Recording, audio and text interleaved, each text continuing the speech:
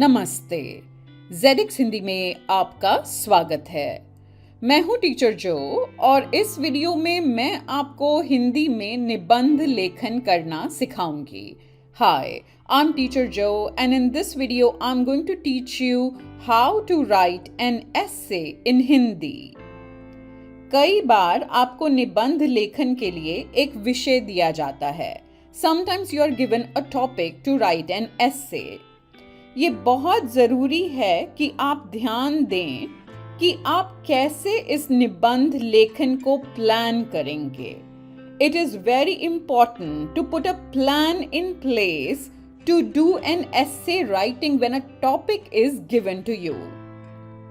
अब इस वीडियो में मैं आपको सिखाऊंगी कि ये प्लानिंग कैसे की जाती है। So you will learn in this video how to go about planning writing this kind of essay when a topic is given to you.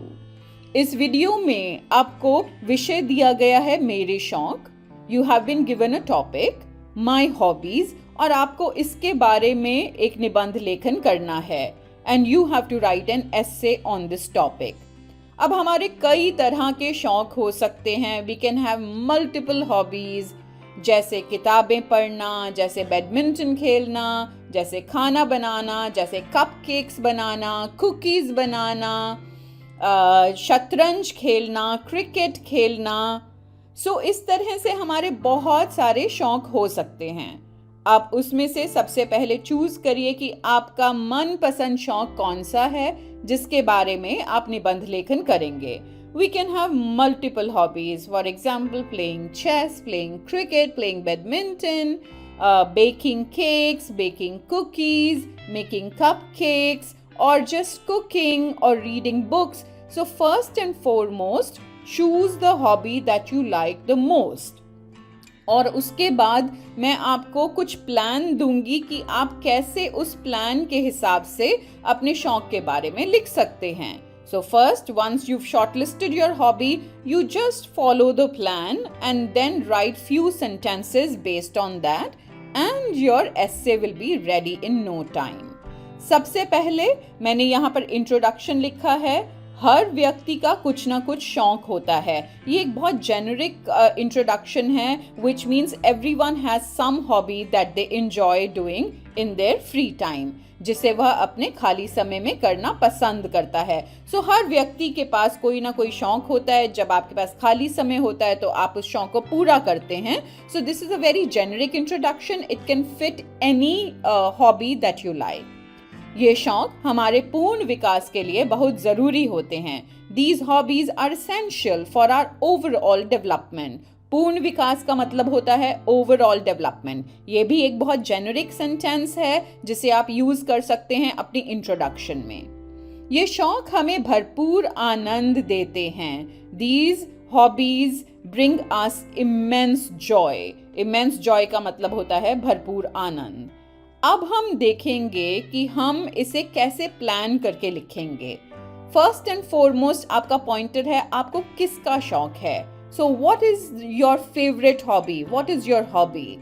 So for example, मुझे किताबें पढ़ने का शौक है तो मैं लिखूंगी मुझे भी किताबें पढ़ने का बहुत शौक है। That means I also have a great interest in reading books. अब आप लिख सकते हैं मुझे केक बनाने का बहुत शौक है, या आप लिख सकते हैं मुझे शतरंज खेलने का बहुत शौक है। सो आपकी चॉइस है। यहाँ पर आप कोई भी सेंटेंस अपनी हॉबी या शौक के बारे में लिख सकते हैं। अगला पॉइंटर है आपने यह शौक कौन सी आयु में करना शुरू किया। At what age did you start pursuing this hobby?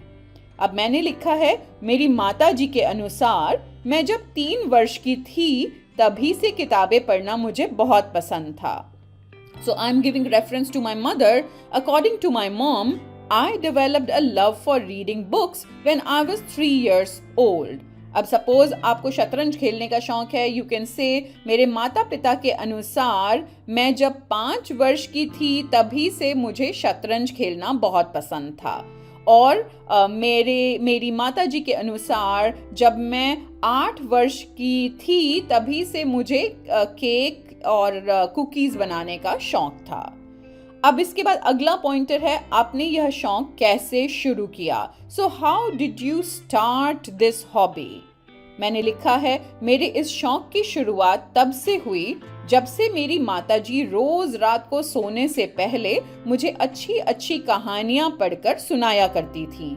My interest in this hobby began when my mother used to read me interesting stories before bedtime every night. वे सब किताबें बहुत ज्ञानवर्धक थीं. Those books were very informative. मुझे उन कहानियों से बहुत सारी नई जानकारी मिलती थी और उससे मेरा मानसिक विकास भी होता था. Those books were very informative. I gained a lot of knowledge from those stories, contributing to my mental development. मानसिक विकास का मतलब होता है mental development. नई जानकारी का मतलब होता है new information. मैं घंटों अपनी माँ से अलग अलग विषयों के बारे में प्रश्न पूछती थी.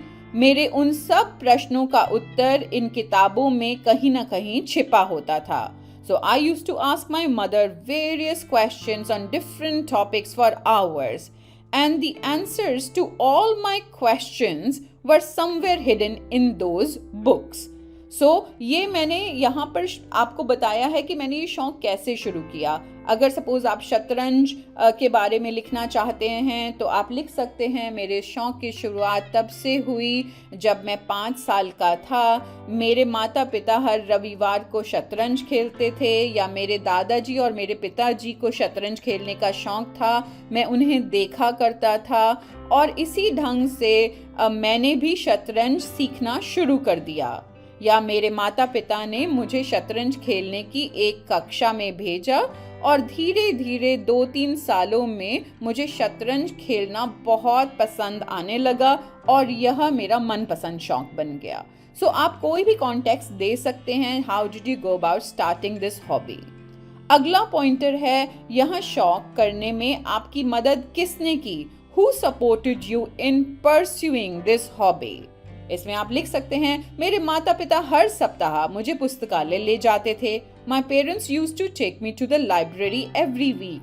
हर सप्ताह मीन्स एवरी वीक, पुस्तकालय मीन्स लाइब्रेरी. हम सब मिलकर वहां किताबें पढ़ते थे.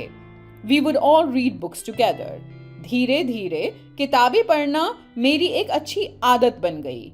Gradually reading books became a good habit for me. यहाँ पर हमने लिखा है कि माता पिता ने मेरी मदद की and they inculcated a good habit in me by taking me to library every week. अगला हमारा पॉइंटर है, आप अपना शौक कैसे पूरा करते हैं? How do you fulfil your hobby? हम लिख सकते हैं, मैं रोज रात को सोने से पहले किताब जरूर पढ़ती हूँ. I read a book every night before going to sleep. मैं हर सप्ताह रविवार को पुस्तकालय जाकर नई किताबें पढ़ने के लिए उधार लाती हूँ. And every week on Sundays I go to the library to borrow new books to read. अगला पॉइंटर है, ये करते समय आपको कैसा महसूस होता है, उसके फायदे बताइए. How does it feel when you do this? Tell me its benefits. मैंने लिखा है, मुझे लगता है कि किताबें पढ़ने के कारण हम अकेलापन महसूस नहीं करते हैं. In my opinion, we don't feel lonely when we read books. अकेलापन means lonely. महसूस करना means to feel. One doesn't feel lonely when he or she is reading books. और ना ही हम परेशान होते हैं. And neither do we get worried or stressed either. किताबें हमारे अच्छे मित्र की तरह होती हैं. Books are like good friends to us. वे हमेशा हमारा साथ देती हैं. They are always with us. They will always stand by us. किताबों से हमें विभिन्न क्षेत्रों में काम करने के लिए ज्ञान मिलता है. From books we gain knowledge in various fields. ज्ञान का मतलब होता है knowledge. विभिन्न क्षेत्र means various fields. We get knowledge about various fields from books. इन्हें पढ़ने से आदर्श विचार और अच्छी सोच मिलती है. Reading them provides us with ideal thoughts and a positive mindset. आदर्श विचार का मतलब होता है ideal thoughts. अच्छी सोच means a positive mindset, a good way of thinking. ये मनोरंजन का सर्वोत्तम साधन है. They are the best means of entertainment. सर्वोत्तम means the best, साधन means source of, and मनोरंजन means entertainment. किताबें पढ़ते हुए समय कैसे बीत जाता है इस बात का हमें एहसास भी नहीं होता है। So while reading books, we don't even realize how time passes. और एंड में हम कंक्लूजन लिखेंगे अपने शौक के बारे में। हमें हमेशा अपने खाली समय का सदुपयोग करना चाहिए। We should always make good use of our free time. सदुपयोग means optimum utilization. खाली समय means free time. हर व्यक्ति को कोई ना कोई शौक होना चाहिए। Every person should have some hobby. शौक पूरा करने से संपूर्ण शांति मिलती है। Fulfilling a hobby brings complete peace. और यह एक बहुत ही आनंदपूर्वक अनुभव होता है। And it is a very enjoyable experience. अनुभव का मतलब होता है एक्सपीरियंस, आनंद पूर्वक का मतलब होता है enjoyable.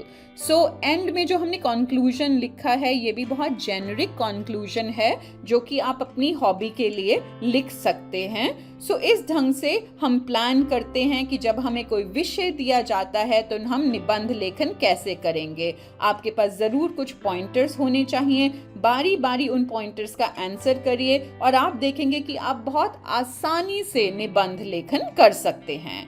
Hope you will find this very useful. धन्यवाद।